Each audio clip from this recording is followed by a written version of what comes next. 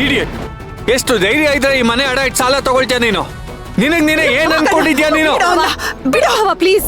ಅದಕ್ಕೆ ಇನ್ವೆಸ್ಟರ್ಸ್ ಎಲ್ಲ ಶೇರ್ಸ್ ವಾಪಸ್ ಕೇಳ್ತಿದ್ದಾರೆ. ಈಗ ಹೇಗೆ ವಾಪಸ್ ಕೊಡ್ಲಿ ನಾನು? ಯಾಕೋ ಹೀಗ್ ಮಾಡ್ದೆ? ಮನೇನ್ ಯಾಕೆ ಅಡ ಇಟ್ಟೆ ನೀನು? ಅಜ್ಜಿ ಕೇಳ್ತಿದ್ದೆ ತಾನೆ, ಬಾಯ್ ಬಿಡು. ಏನು ಕಡ ಇಟ್ಟೆ? ಅಂತ ಪರಿಸ್ಥಿತಿ ಏನಿತ್ತು ನಿನ್ಗೆ? ಲೋ ಅಶ್ವಿನ್, ಯಾವ್ದಾದ್ರು ಕುದುರೆ ಬಾಲಕ್ ಕಟ್ಟಿದ್ಯಾ ಅಥವಾ ಯಾವ ಸವಸಾನಾದ್ರೂ ಮಾಡಿದ್ಯಾ? ಅತ್ತೆ ಸಾಕು, ಸುಮ್ನಿದೀನಿ ಅಂತ ಬಾಯಿಗೆ ಬಂದಂಗೆಲ್ಲ ಮಾತಾಡ್ಬಿಡಿ. ನಾನು ಈ ಮನೆ ನನ್ನ ಸ್ವಾರ್ಥಕ್ಕೋಸ್ಕರ ಅಡ ಇಟ್ಟಿಲ್ಲ, ಅದಕ್ಕೆಗೋಸ್ಕರ.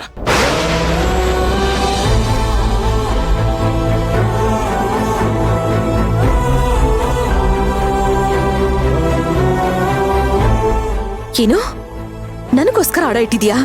ಏನ್ ಹೇಳ್ತಾ ಇದೀಯ ನೀನು? ಹೌದು, ಅದಕ್ಕೆ ಅವತ್ತು ನಾನು 50 ಲಕ್ಷ ದುಡ್ಡು ಕೊಡೋಕೆ ಒಪ್ಕೊಳ್ದೆ ಹೋಗಿದ್ದಿದ್ರೆ ನೀವು ಇವತ್ತು ಮನೆಗೆ ಬರ್ತಿರ್ಲಿಲ್ಲ.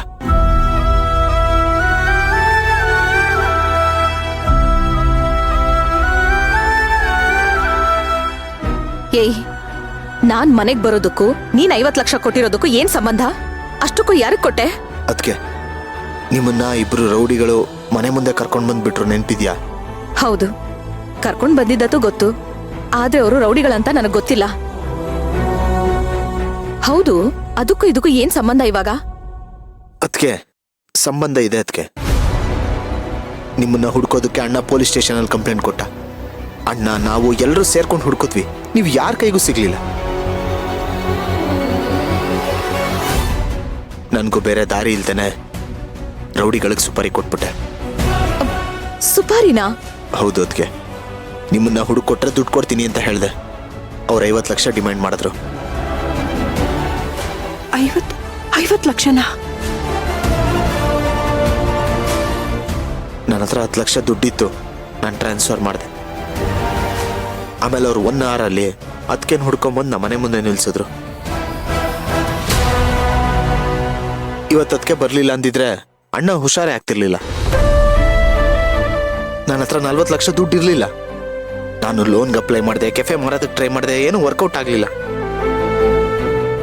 ದುಡ್ಡು ಕೊಡದೆ ಹೋದ್ರೆ ಮತ್ತೆ ನಿಮ್ಮನ್ನ ಕಿಡ್ನಾಪ್ ಮಾಡ್ತೀನಿ, ಪೂಜೆನ ಹೇಳ್ಕೊಂಡು ಹೋಗ್ತೀನಿ ಅಂತೆಲ್ಲ ಬೆದರಿಸಿದ್ರು. ನನಗೂ ಬೇರೆ ದಾರಿ ಇಲ್ದೇನೆ ಈ ಮನೆನ ಅಡ ಇಟ್ಬಿಟ್ಟೆ. ಏಯ್ ದಡ್ಡ, ಅವ್ರು ನನ್ನ ಹುಡುಕೊಂಡು ಕರ್ಕೊಂಡ್ ಬಂದಿದ್ದಲ್ವೋ? ನಾನೇ ಬಂದಿದ್ದು. ಏನು? ನೀವೇ ಬಂದಿದ್ದ? ಹೌದು, ದಾರಿಲ್ ನಾನು ನಡ್ಕೊಂಡ್ ಬರ್ತಾ ಇದ್ದೆ. ಬನ್ನಿ, ಮನೆವರೆಗೂ ಡ್ರಾಪ್ ಮಾಡ್ತೀವಿ, ಅಶ್ವಿನ್ ಸರ್ ಹೇಳಿದ್ದಾರೆ, ನೀವು ಬರ್ಲಿಲ್ಲ ಅಂತಂದ್ರೆ ಅವ್ರು ಬೇಜಾರ್ ಮಾಡ್ಕೋತಾರೆ ಅಂತ ಹೇಳಿದ್ರು. ಅದಕ್ಕೋಸ್ಕರ ಬಂದೆ ಅಷ್ಟೇ.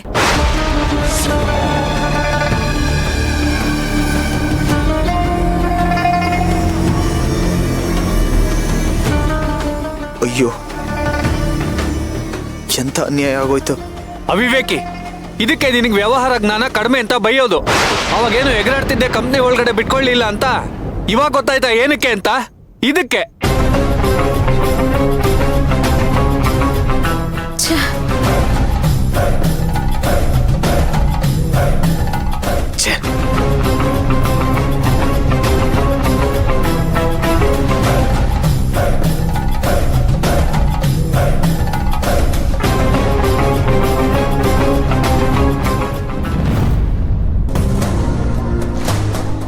ಅಲ್ಲ, ಭಾವನ್ ಗೋಡನ್ನಲ್ಲಿ ಅಷ್ಟೊಂದು ಸೇಫ್ಟಿ ಮೆಷರ್ಸ್ ಇದೆ, ಅಷ್ಟೊಂದೆಲ್ಲ ಇದ್ರೂ ಬೆಂಕಿ ಬೀಳೋದಕ್ಕೆ ಹೇಗ್ ಸಾಧ್ಯ?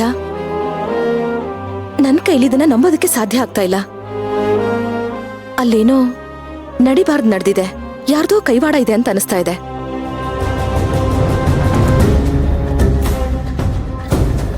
ತಾಯಿ, ಇದೆಲ್ಲದಕ್ಕೂ ಕಾರಣ ಏನು? ಇದ್ರ ಹಿಂದೆ ಯಾರಿದ್ದಾರೆ?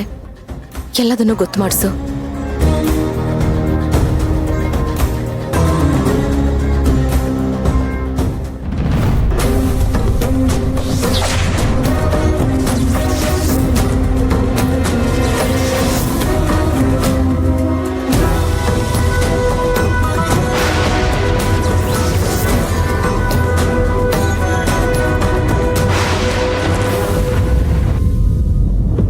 ಓಹೋ, ಇದೆಲ್ಲ ಮನೆ ಹಳಿ ಮಾಯಮ್ಮನ್ ಕೆಲ್ಸನ ಅನ್ಕೊಂಡೆ.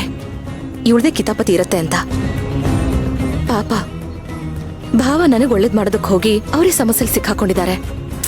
ಒಂದಲ್ಲ ಎರಡಲ್ಲ ಲಕ್ಷಾಂತರ ರೂಪಾಯಿ ಬೇಕೀಗ.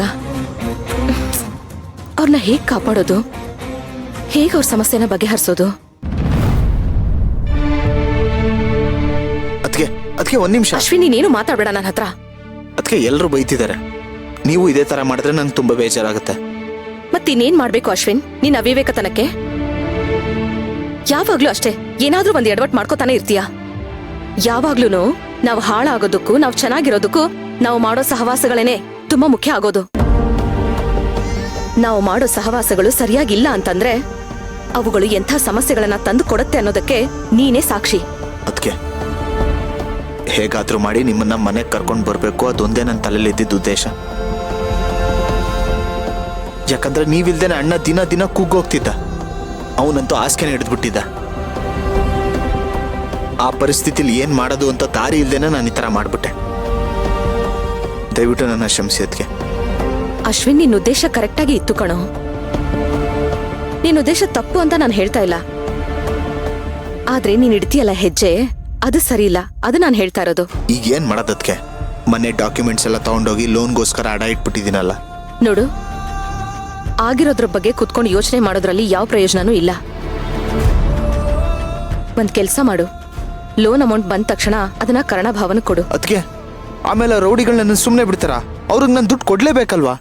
ನೋಡು, ಫಸ್ಟ್ ಆಫ್ ಆಲ್ ಅವ್ರು ಮಾಡ್ತಿರೋ ಕೆಲ್ಸನೇ ತಪ್ಪು. ಅವ್ರನ್ನ ನನ್ನ ಕರ್ಕೊಂಡ್ ಬಂದಿಲ್ಲ ಅಂತಂದ್ಮೇಲೆ ನೀನ್ ಯಾಕೆ ಅವ್ರಿಗೆ ದುಡ್ಡು ಕೊಡ್ಬೇಕು?